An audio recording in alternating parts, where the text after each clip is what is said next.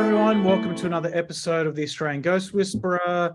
I'm James Jennings, again with Caterina Legato. Hey, Kat, how are you? Good. How are you, James? I'm very well.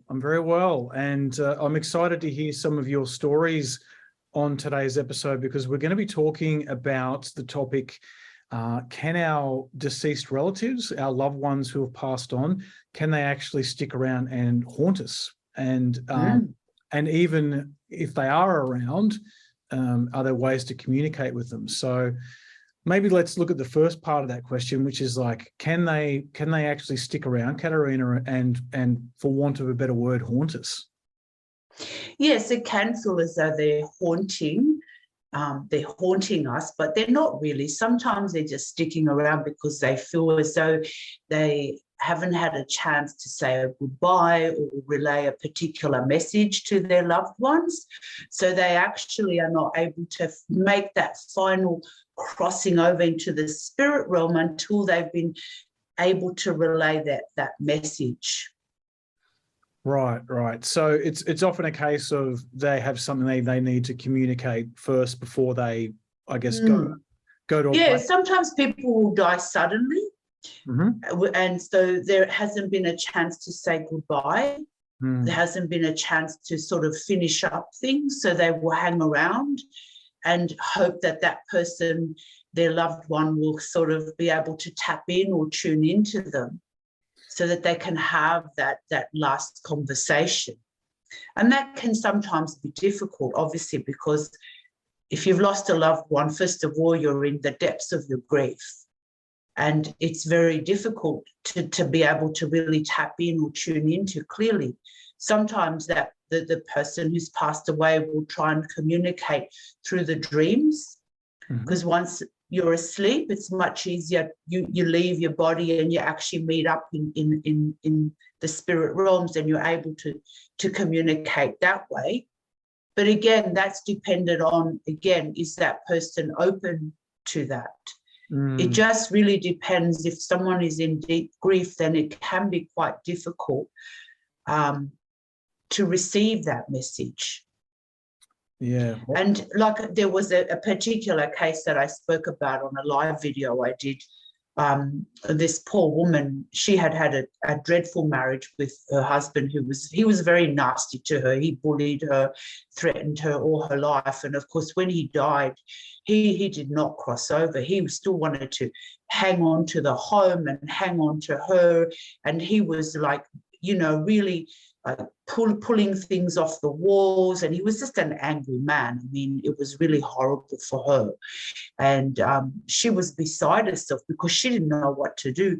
She'd called priests to try and, do prayers and hoping that he'd go away. She was lighting candles. She was praying, and still he was just angry because he didn't want to be dead for a start. And he certainly didn't want to let go of her because he was this, jealous, possessive husband and very controlling.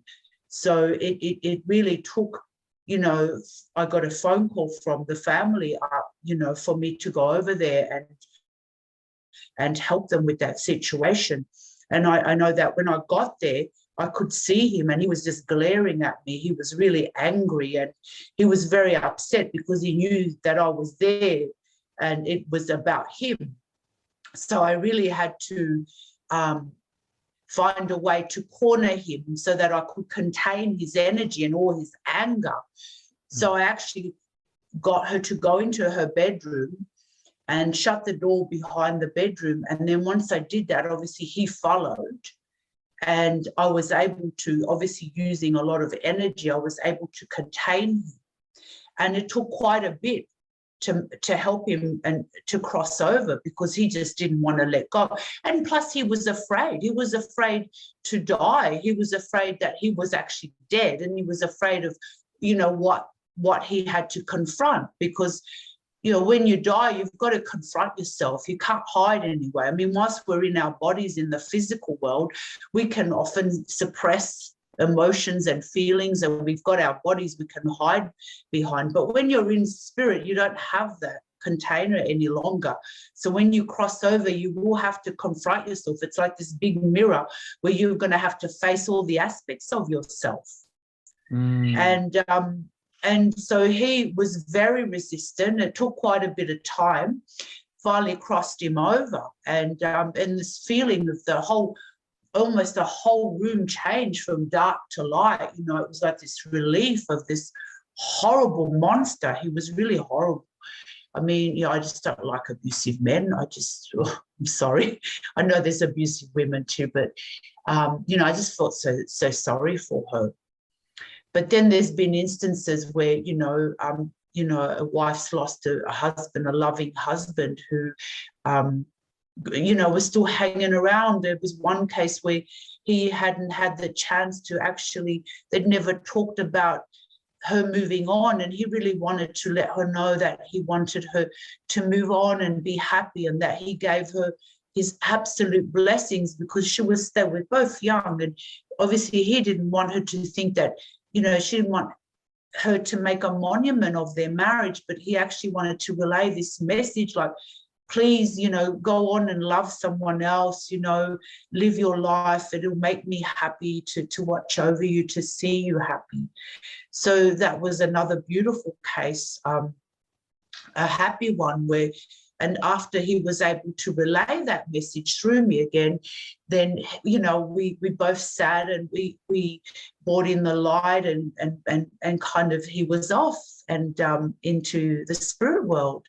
And it doesn't mean that once they cross over that they're never going to be around. They can still communicate, but it's not so intense. It's more of a gentle communication where you might feel that that person's dropped in gently to say hi, or I'm around, or there can be a particular smell of a perfume that that person wore, or there's always little signs or butterflies or particular bird where that person from the other side is letting their loved ones know, hey, I'm still around, I'm watching you, you know, and so they're just ways that they bring through their message of love, and reminding them that, you know, I'm still here, I still exist, which is the big thing, because a lot of people think once you've lost a loved one that they, you know, no longer exist, but they do. They go on, they're just no longer in the physical avatar, but they are in pure spirit form, but they still exist. They've still taken with them the memories of their lifetime, and especially the love, the people they've loved, all that goes with them in spirit once they cross over.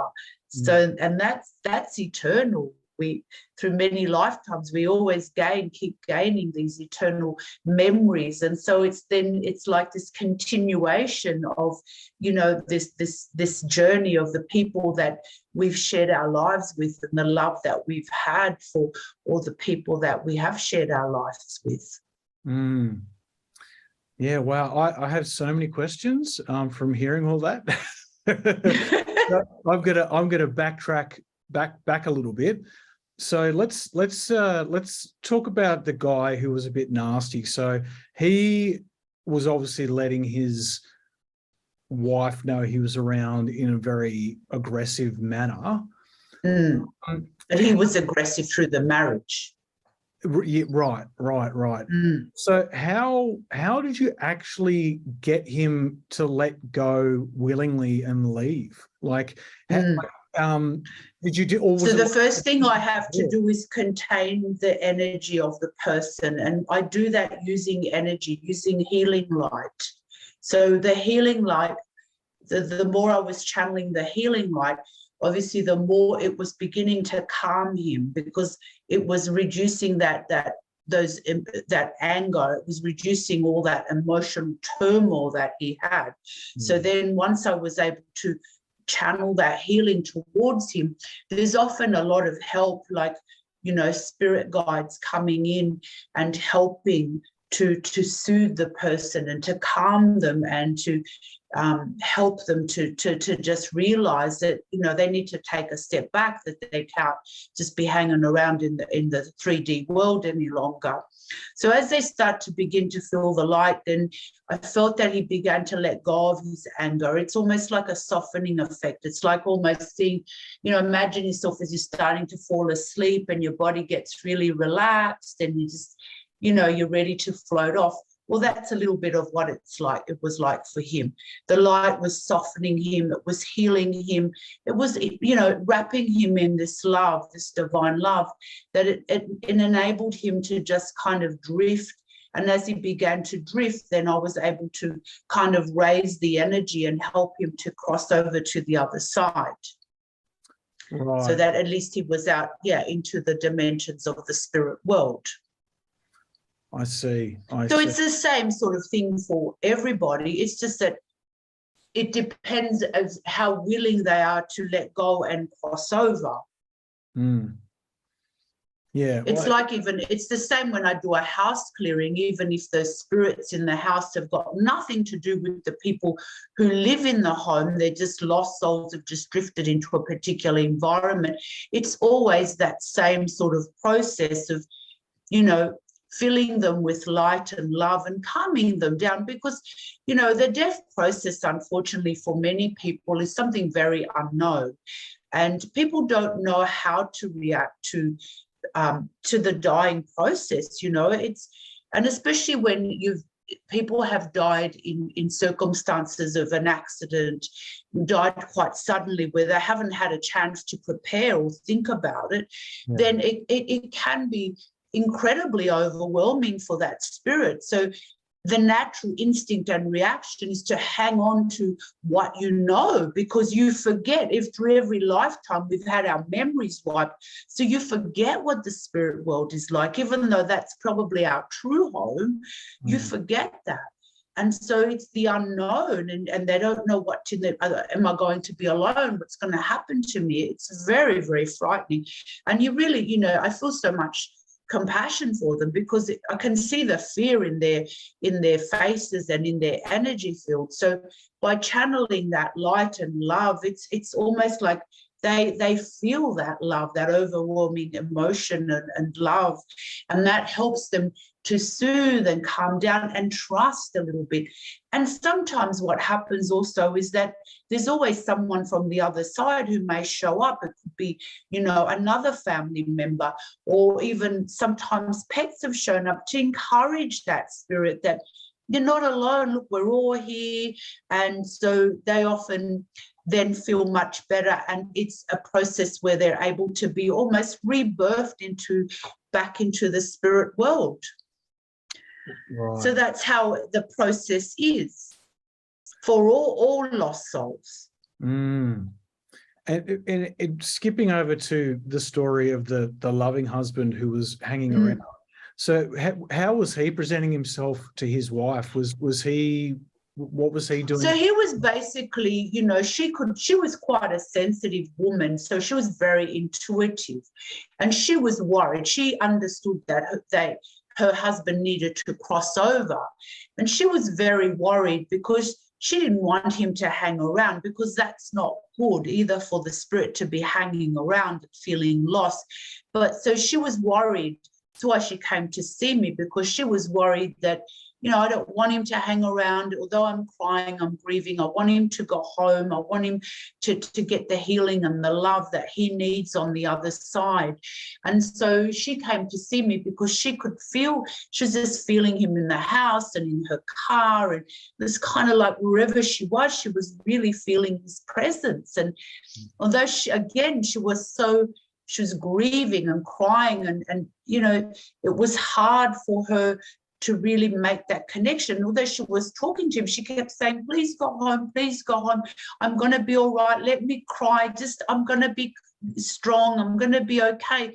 But he somehow hadn't had that discussion about her moving on. And so that's why he was hanging around. And maybe a part of his soul spirit knew that she was going to come and see me, and then he was able to through me say, look, please, tell my wife how much I love her, and we chatted for a while, and then he really wanted me to make this very strong point to her that please move on, don't make a monument of our marriage. Our love's eternal. We're going to see each other again. But he did not want her to be alone. He wanted her to move on eventually, to find love again. And that you know, once she promised that she would, then he was happy to go, you know. So it wasn't like, oh my gosh, I had to work really hard to convince him. He was already quite aware of the spirit realms, and he was ready to go. Yeah, so that was a nicer, happier scenario. So, you know, the circumstances change, you know. And sometimes people too, you know, there's circumstances where people die and they're so attached to their homes and they don't want to leave their homes. They're like, you know, I'm just going to stay here, and you can't, you know. That's why there's that, what is it? Is it the Buddhists say, you know, never get attached to anything, don't get too overly attached to this material world, because this is not eternal. What is eternal is when we return home and, you know, and unite with our Creator. Yeah. That's the true eternal life. Yeah, absolutely. Yeah. What that husband who'd passed over had done was actually like incredibly sweet and loving and romantic. And noble, yeah. Noble, like really quite beautiful. So it's not all, I love that you told both those stories, because there's such huge contrasts between those. They're very huge contrasts, yeah, very huge contrasts. You know, and I honestly, in all my years of doing this work, I have been to so many homes where there is a family member still lingering, because they're either very attached to the home, or they are very attached to their family, or they're very attached to their children, and they just feel they can't let go. But, you know, they need to also realize that this is, you know, they can't stay here in limbo, because eventually that spirit will get worn out and tired. Because for a spirit to continue to survive in the 3D realm, once you're in spirit, it means that your life force is struggling to stay in a place that it no longer belongs. So you need to go into those higher realms that are ready to, especially for, you know, the spirit realms. Yeah. Well, let's talk a bit about, you know, talking about how a lot of the time these family members stick around because they feel like they have a message to relay, or they want to communicate something. So let's talk about ways that they might try and communicate while they're here.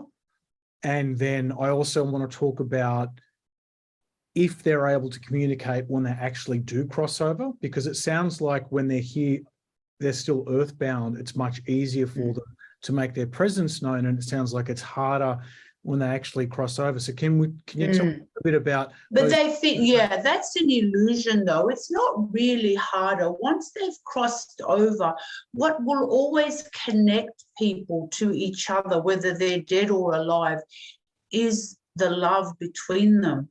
The love is what is eternal. So love is always going to connect you to somebody.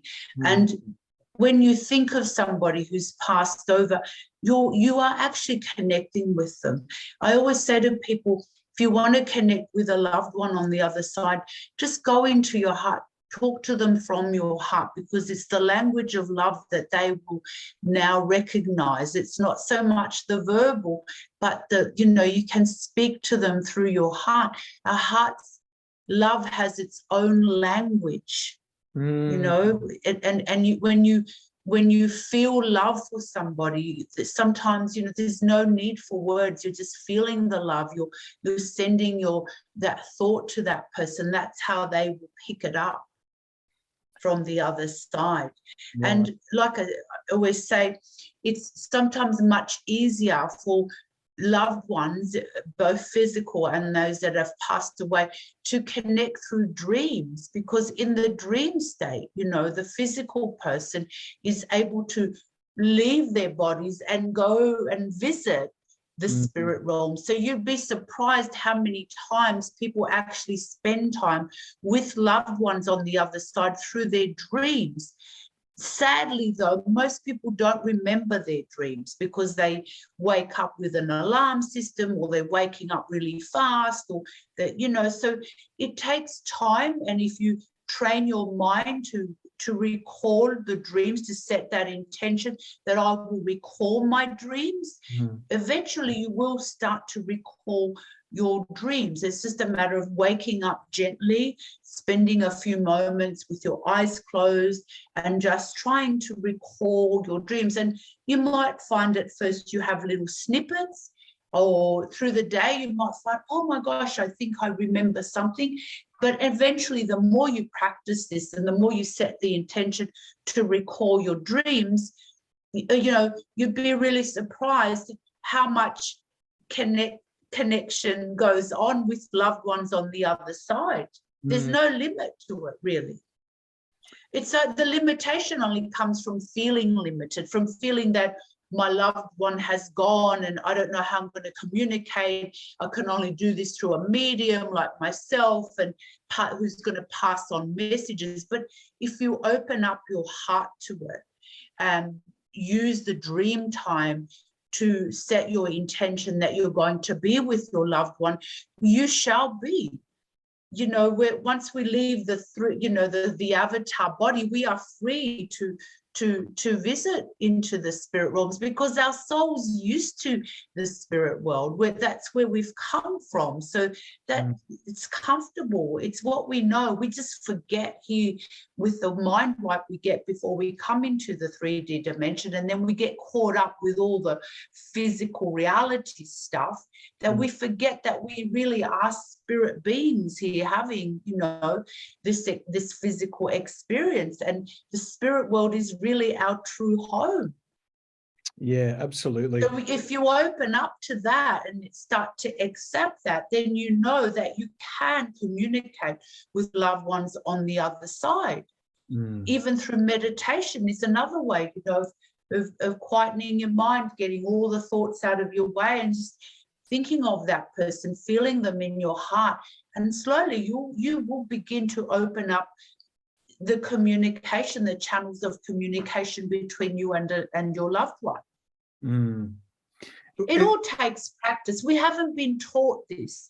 We've been taught to go to school and learn to read and write and do all the physical stuff. And unfortunately, we're not taught to recognize the spiritual aspects of ourselves that are so powerful. The limits are just the limits that we're placing on ourselves, but they're not real. The limitations are definitely not real.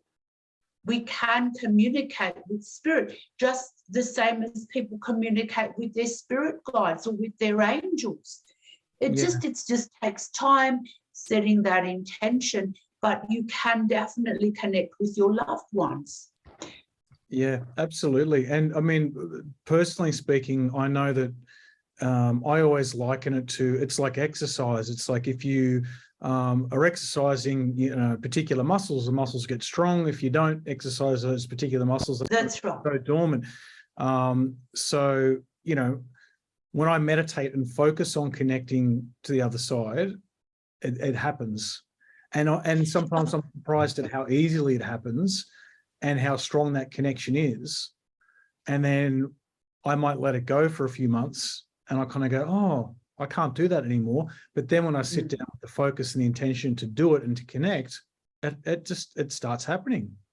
So, yeah, I think you're right. When people probably aren't aware that they have the ability, they just need to sort of put the focus in and the intention, and to realize that, as you so wonderfully said, the limitations aren't really there.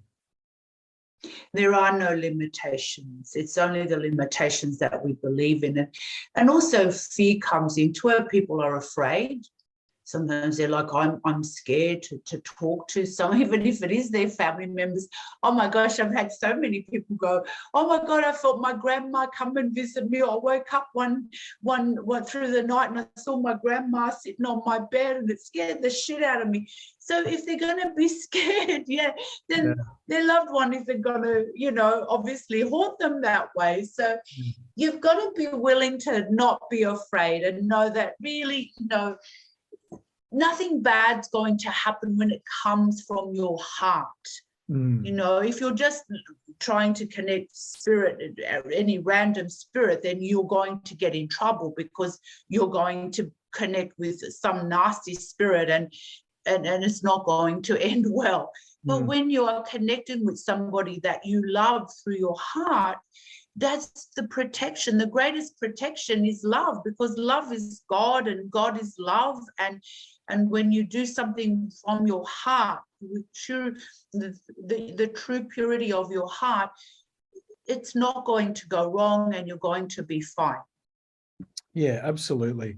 And the dreams one in particular, I mean, I know plenty of people who have had loved ones who've passed over come to them in dreams and give them messages. Like so many people, I know my parents have both had their parents who have passed over, have come to them in dreams and given them messages. And I remember one of them said to me, "Oh, do you think that was, so-and-so coming?" And I was like, "Yes, I do." Like, that's exactly what was happening. And I've had it as well. I've had people, my grandmother came to me in a dream after she passed. A friend of mine came to me in a dream several years ago after he passed and gave me. So it happens. It's real. It does happen. And, it happened to me. I remember, it's so funny. I was in bed, this was many years ago.